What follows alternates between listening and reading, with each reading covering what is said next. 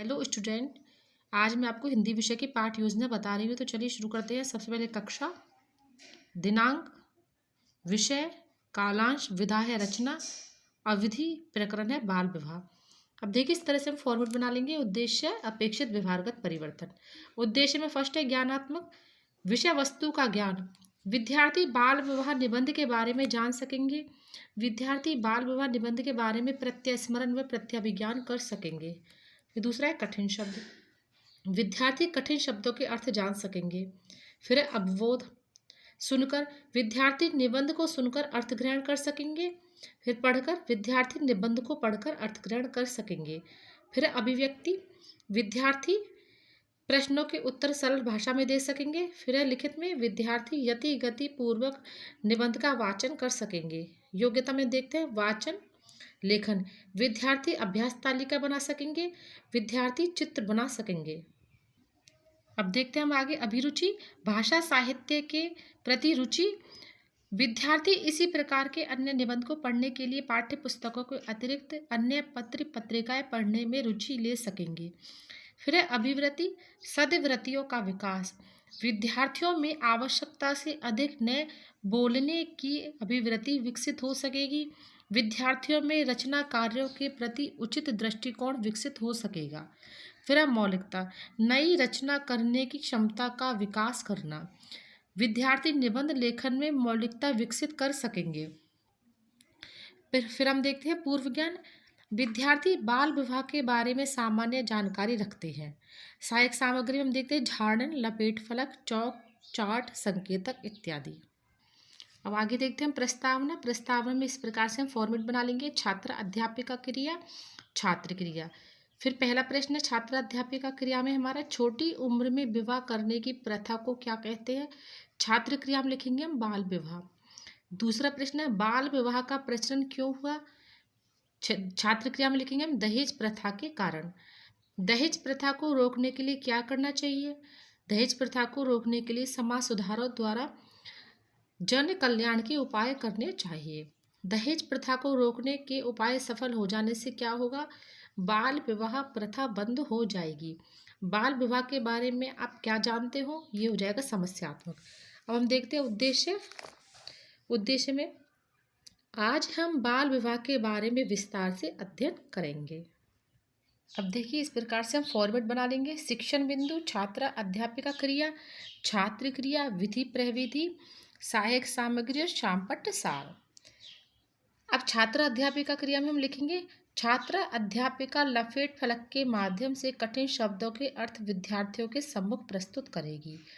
शब्द अर्थ, कुचाल यानी बुरी चाल, अशिक्षित शिक्षा रहित, कुप्रथा गलत प्रथा, बालपन छोटी उम्र, कठोर यानी मजबूत, निषिद्ध यानी अपराध। अब हम आगे देखते हैं विकासात्मक प्रश्न। छात्र अध्यापिका क्रिया में लिखेंगे, ये हो जाएगा प्रथम भाग। इसका फर्स्ट प्रश्न है भारतीय संस्कृति में 16 संस्कारों में विशेष महत्व किस संस्कार का है। छात्र क्रिया में लिखेंगे हम विवाह संस्कार का।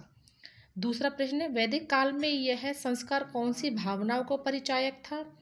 पवित्र भावना का। तीसरा प्रश्न है हमारे जीवन में अभिशाप किसे माना गया है, बाल विवाह को। अब विधि प्रविधि में आ जाएगा प्रश्नोत्तर विधि। अब हम आगे देखते हैं भारतीय संस्कृति में 16 संस्कार होते हैं जिनमें विवाह संस्कार का महत्व विशेष है। वैदिक काल में यह संस्कार पवित्र भावनाओं का परिचायक है। हमारे जीवन में बाल विवाह को एक अभिशाप माना गया है। छात्र क्रिया में लिखे हम विद्यार्थी ध्यान पूर्वक सुनेंगे। अब शामपट्ट सार में देख लीजिए, ये लगा देंगे हम शब्द अर्थ ब्लैक शीट पर। कुचाल बुरी चाल, अशिक्षित शिक्षा रहित, कुप्रथा गलत प्रथा, बालपन छोटी उम्र, कठोर मजबूत, निषिद्ध यानी अपराध। अब देखिए आगे इसी प्रकार का फॉर्मेट हम बना लेंगे। शिक्षण बिंदु, छात्र अध्यापिका क्रिया, छात्र क्रिया, विधि प्रविधि, सहायक सामग्री और शामपट्ट सार। अब इसका है द्वितीय भाग। इसके विकासात्मक प्रश्न में पहला प्रश्न है कन्या का बालपन में विवाह कौन करता है। छात्र क्रिया में लिखेंगे अशिक्षित व अशक्त लोग। फिर दूसरा प्रश्न है लड़के व लड़की के विवाह की उम्र कितनी मानी गई है। लड़के की 21 वर्ष व लड़की की 18 वर्ष। बाल विवाह किसे कहते हैं, ये हो जाएगा संभावित उत्तर। विधि प्रविधि में आ जाएगा प्रश्नोत्तर विधि। अब देखिए सहायक सामग्री में हम इस प्रकार से बाल विवाह का कोई चित्र लगा देंगे। फिर छात्राध्यापिका क्रिया में देखते हैं हम, कन्या का बालपन में विवाह अशिक्षित व अशक्त लोग करते हैं। लड़के व लड़की की के विवाह की निर्धारित उम्र 21 वर्ष व 18 वर्ष मानी गई है। बालपन में विवाह की प्रथा को बाल विवाह कहते हैं। अब आगे देखते हैं तीसरा भाग में इसके विकासात्मक प्रश्न में पहला प्रश्न है, बाल विवाह को रोकने के क्या उपाय हैं? जन कल्याण के उपाय। दूसरा प्रश्न है, बाल विवाह से वर वधू का भविष्य कैसा बन जाता है? अंधकार में। बाल विवाह को क्या माना गया है? अभिशाप।